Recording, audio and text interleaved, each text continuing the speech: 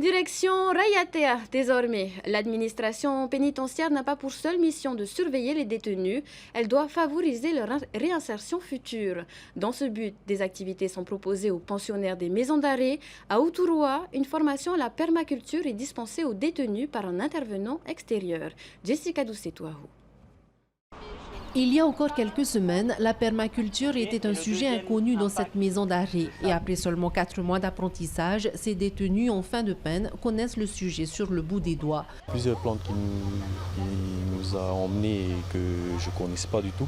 Le choucanac, l'ambreva, tout ça. Il nous a montré aussi leur utilité, tout ça. Et voilà, c'est une bonne chose.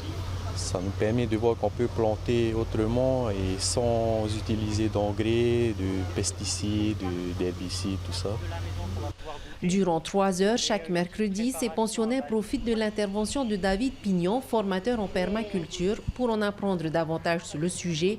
Paillage, utilisation des écosystèmes, les stagiaires semblent conquis par cette technique qui n'a pas réellement besoin de grands espaces. Une des grandes clés, c'est qu'on va essayer de réfléchir en volume et plus du tout en surface.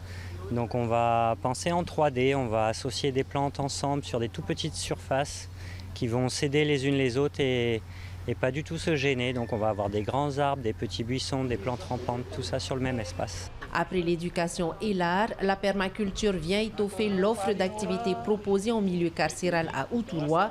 Ils font partie du programme d'insertion et de probation dispensé par le SPIP. Ce projet devait s'achever là au mois de septembre. L'objectif de ma venue, c'était de faire le bilan avec les personnes détenues qui ont pu participer.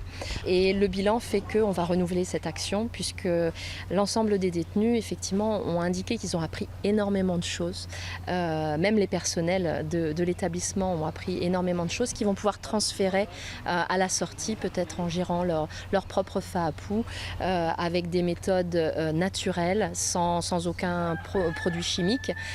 Donc le bilan est extrêmement positif. Les produits issus de ces potagers sont consommés depuis quelques jours par ces détenus. Du potager à l'assiette, le projet suscite bien des envies.